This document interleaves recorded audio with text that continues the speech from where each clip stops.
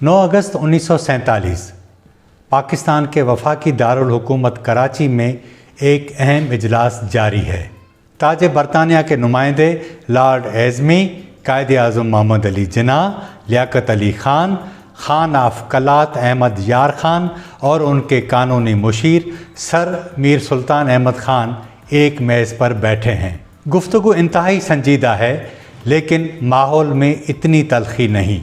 इजलास में फैसला हो गया कि पाकिस्तान की हुकूमत कल्लात को एक आज़ाद रियासत के तौर पर तस्लीम करती है और ये तय होता है कि जल्द ही दिफा, खारजा और मवासलात पर मज़ीद बात होगी। 2 दिन बाद एक और मुलाकात कराची में और उसी जगह। तारीख़ है 11 अगस्त और इस बार जना साहब खान ऑफ कल्लात के दरमियान एक मकालमा होता है। खान साहब, आप अपनी रियासत को पाकिस्तान के अंदर ज़िम कर दीजिए। जना साहब कहते हैं, ये फ़ैसला मैं अपने दोनों ऐवानों के सामने रखूँगा, वो जो फ़ैसला करेंगे मैं उसे कबूल करूँगा। खान ऑफ कल्लात जवाब देते हैं। इस मीटिंग के बाद वो वापस कल्लात चले जाते हैं। दूसरे दिन यानी 12 अगस्त को रियासत कल्लात अपनी आज़ादी का ऐलान कर देती है। कौमी परचम लहराया जाता है, लेकिन ये आज़ादी सिर्फ 8 माह की होगी। खान ऑफ कल्लात को इस बात का अंदाज़ा नहीं था। 15 अप्रैल 1948 को जना साहब ने एक हुक्मनामा जारी किया। कल्लात की खुद मुख्तारी ख़त्म कर दी गई। जना साहब के इस फैसले के बाद खान ऑफ कल्लात के भाई प्रिंस अब्दुल करीम ने बगावत कर दी। वो दिन और आज का दिन वक्फे आते रहे, लेकिन ये आग जलती रही। बुझाने के बजाय इस पर मज़ीद तेल डाला गया। बात जाफ़र एक्सप्रेस ट्रेन की हाई जैकिंग तक जा पहुंची। भारत के मारूफ सहाफ़ी कुलदीप नायर अपनी सवाने हयात में लिखते हैं कि 2009 में उन्हें एक बलोच रहनुमा ने कहा था कि अगर हमारी सरहदें भारत के साथ होती तो हम बहुत पहले हिंदुस्तान के साथ शामिल हो चुके होते। लेकिन बात सूबा सरहद की, जो अब खैबर पख्तूनख्वा है। 5 फरवरी 1971 कुलदीप नायर खैबर पख्तूनख्वा के एक शहर के एक सादा से घर में बाचा खान से मुलाकात करता है। इस घर में बैठने के लिए सिर्फ एक पुरानी चारपाई, कोने में एक मिट्टी का प्याला और दीवार से बंधी एक रस्सी जिस पर एक लंबा कुर्ता और शलवार सूख रही थी। अपनी सवाने हयात में वो लिखता है कि ये वो शख्स है जिसे हिंदुस्तान में सबसे बड़ा ओहदा मिल सकता था, मगर उसने पाकिस्तान में कैदो बंद को तरजीह दी। उन्होंने पश्तूनिस्तान का ऑप्शन कांग्रेस के सामने रखा, लेकिन बरतानिया के प्लान में ऐसा कुछ नहीं था। 3 जून 1947 के माउंटबेटन प्लान के तहत सूबे सरहद के अवाम से रेफरेंडम के ज़रिए ये फैसला करवाया गया कि वो पाकिस्तान के साथ रहना चाहते हैं या हिंदुस्तान के साथ। कांग्रेस ने इस रेफरेंडम का बाइकाट किया, क्योंकि उसका मुतालबा था कि तीसरा ऑप्शन भी इस रेफरेंडम में शामिल किया जाए, और वो था आज़ाद पश्तूनिस्तान, जिसे रद्द कर दिया गया। नतीजतन रेफरेंडम में 99% वोट पाकिस्तान के हक में आए, लेकिन वोटिंग का टर्न आउट बहुत ही कम था। इस रेफरेंडम में मज़हब का खूब इस्तेमाल किया गया। लोगों को कहा गया कि कुरान या गीता में से किसी एक का इंतखाब करें। 14 अगस्त 1947 को पाकिस्तान आज़ाद हो गया और ठीक 8 दिन बाद 22 अगस्त 1947 को पाकिस्तान के पहले गवर्नर जनरल मोहम्मद अली जिन्ना ने खुसूसी अख्तियारात इस्तेमाल करते हुए डॉक्टर खान अब्दुल जब्बार खान की हुकूमत को बरतरफ कर दिया। नवाब शाही नवाज ममलूक को सूबे का निगरान वज़ीर आला नामज़द कर दिया गया। इस एक्ट पर एहतजाज हुआ और उसके नतीजे में बाचा खान समेत उनके तमाम साथियों को जेल में डाल दिया गया। पौन सदी के दौरान पख्तूनख्वा के साथ जो कुछ हुआ वो एक भयानक तारीख है। सोवियत मुदाखलत का मुकाबला करने के लिए CIA की तारीख का सबसे बड़ा और सबसे महंगा ये प्रोजेक्ट ISI के साथ मिलकर मुकम्मल किया गया। अफ़गानिस्तान की सरहद के साथ पाकिस्तानी हुदूद में सैकड़ों मदारस कायम किए गए।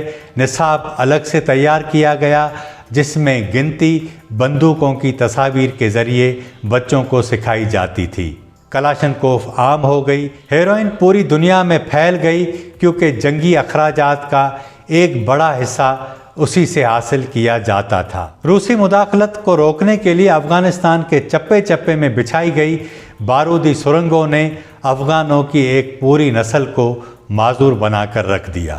واشنگٹن میں اس وقت کے صدر ریگن نے وائٹ ہاؤس میں اس وقت کے مجاہدین کو بلایا اور انہیں اپنا فاؤنڈنگ فادر قرار دیا۔ 9/11 کے بعد افغانستان کے ملبے کو مزید چورا چورا کرنے کے لیے امریکہ نے اربوں ڈالر کے بم برسائے اور پاکستان فرنٹ لائن اسٹیٹ بن گیا۔ آج پختونخوا شدت پسند دہشت گردوں کی لگائی آگ میں جل رہا ہے۔ جس افغانستان کو ہم غیر اعلانیہ اپنا 5واں صوبہ کہتے تھے، آج پاکستان کی اسٹیبلشمنٹ کہتی ہے کہ جعفر ایکسپریس کے ہائی جیکرز کے ماسٹر مائنڈ افغانستان میں موجود تھے۔ دہشت گردی کے خلاف اس جنگ میں ہمیں کیا ملا؟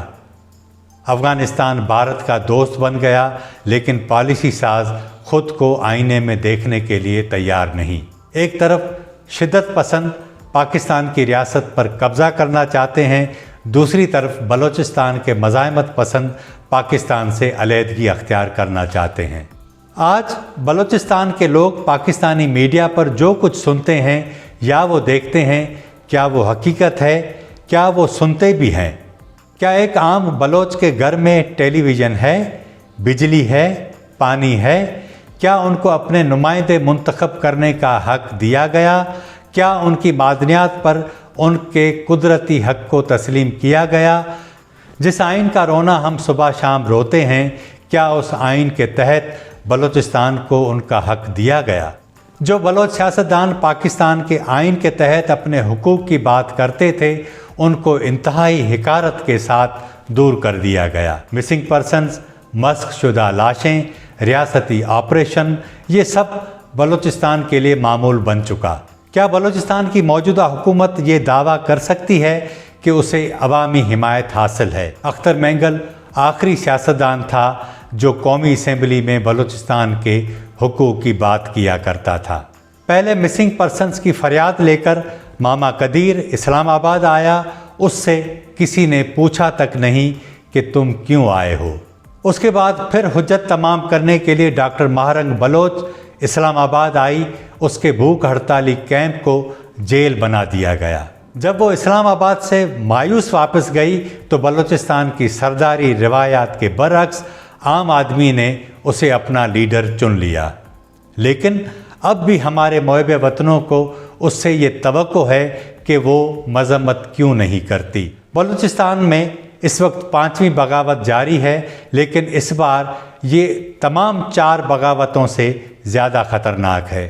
BLA کی دہشت گردی ہو یا ریاست کے غیر آئینی اقدامات، خون بہے گا اور نقصان ہمیشہ انسانیت کا ہوگا، پاکستانیوں کا ہوگا، کیونکہ اس مسئلے کا حل کبھی بھی سیاسی طریقے سے ڈھونڈنے کی شعوری کوشش ہی نہیں کی گئی۔ جعفر ایکسپریس ہائی جیک ہونے کے بعد جو کچھ ہوا، پاکستان کے عوام کو سچ بتایا گیا یا جو بیانیہ ٹی وی پر چلا وہ محض ایک سرکاری فسانہ تھا؟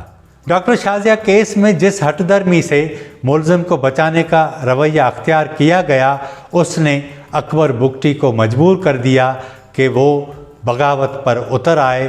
چودھری شجاعت اور مشاہد حسین ناکام رہے اور اکبر بگٹی کو راکٹ حملے میں قتل کر دیا گیا۔ ریاست پاکستان نے اگر خیبر پختونخوا میں ڈاکٹر خان کی حکومت کو گرانے کے بجائے سیاسی مقابلہ کیا ہوتا، بھٹو صاحب نے نیب کی حکومت کو ختم نہ کیا ہوتا، تو شاید آج یہ حالات نہ ہوتے۔ جب سیاستدان کمزور ہو جائیں، کسی بھی سیاسی فیصلے کے لیے کسی اور کی اجازت کے محتاج ہوں، تو پھر بندوق کا مقابلہ بندوق سے ہوتا ہے، وہاں مکالمہ ختم ہو جاتا ہے۔